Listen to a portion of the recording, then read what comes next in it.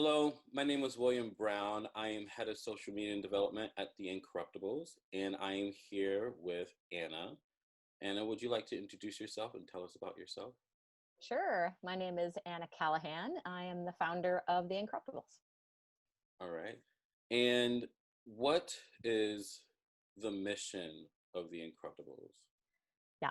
In a sentence, it is to fill all levels of government with people who will fight for economic, racial, social, and environmental justice. And really, I can kind of go on a little bit because, that's the mission. But the way that we do that is through training.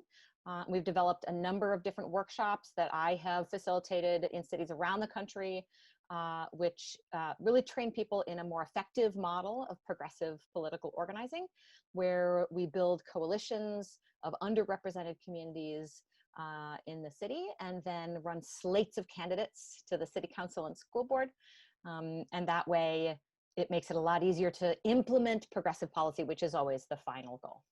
And one of the workshops that you drafted and put out is entitled Police Abuse of Power. Could you tell us about that workshop and what inspired you to draft it? Yeah, I'll start with what inspired me to draft it.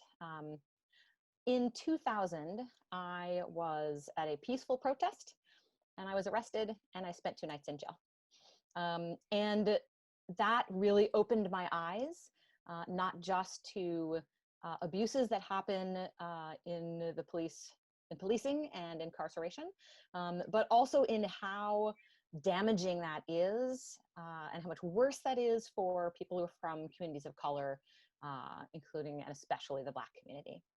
So, when I was doing these workshops around the country, one of the first things I did was reach out to the NAACP. I would, make a good effort to find out in each city that I was going to what organizations represented people of color.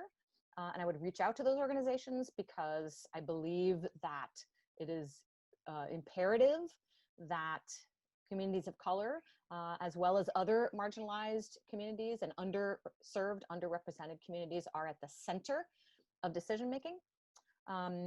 But in the end, most of the workshops that I did were for mostly white progressive political groups. And in that context, I felt that it was really important for me to bring up this issue, the issue of policing and incarceration, because I felt that it wasn't being taken seriously enough, and especially the impact that it had on communities of color. And I used it in particular to not only to raise awareness, but also to ask uncomfortable questions of the progressive groups where I was, to mention to them, because one of the first things we would do in our workshops is make lists of the underrepresented demographics in their city, and often there would be a variety of communities of color that they would talk about. And so I wanted to have a way that I could raise the uncomfortable question: why are none of those people here in this room today?